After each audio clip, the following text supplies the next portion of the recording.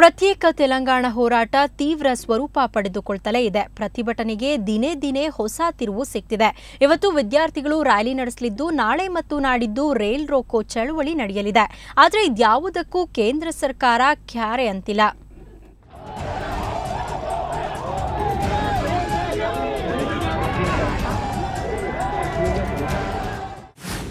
ತೆಲಂಗಾಣ ಪ್ರಾಂತ್ಯದಲ್ಲಿ ಇಂದು ವಿದ್ಯಾರ್ಥಿ ರ್ಯಾಲಿ.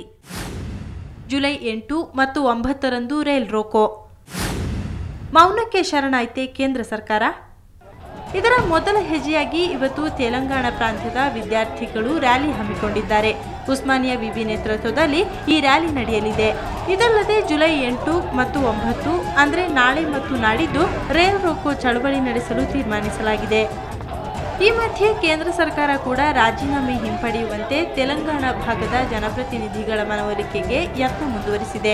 ಪ್ರಧಾನಿ ನಿವಾಸದಲ್ಲಿ ನಿನ್ನೆ ನಡೆದ ಕಾಂಗ್ರೆಸ್ ಕೋರ್ ಕಮಿಟಿ ಸಭೆಯಲ್ಲಿ ವಿವಾದದ ಬಗ್ಗೆ ಗಹನವಾಗಿ ಚರ್ಚಿಸಲಾಗಿದೆ.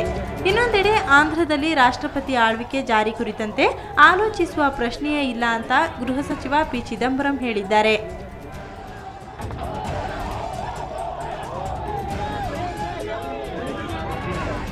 ಒಟ್ನಲ್ಲಿ ತೆಲಂಗಾಣ ಕಿಚ್ಚು ಸದ್ಯಕ್ಕೆ ತಣ್ಣಗಾಗೋ ಯಾವುದೇ ಲಕ್ಷಣಗಳು ಕಾಣ್ತಿಲ್ಲ. ಬ್ಯೂರೋ ರಿಪೋರ್ಟ್, ಸುವರ್ಣ ನ್ಯೂಸ್ 24/7.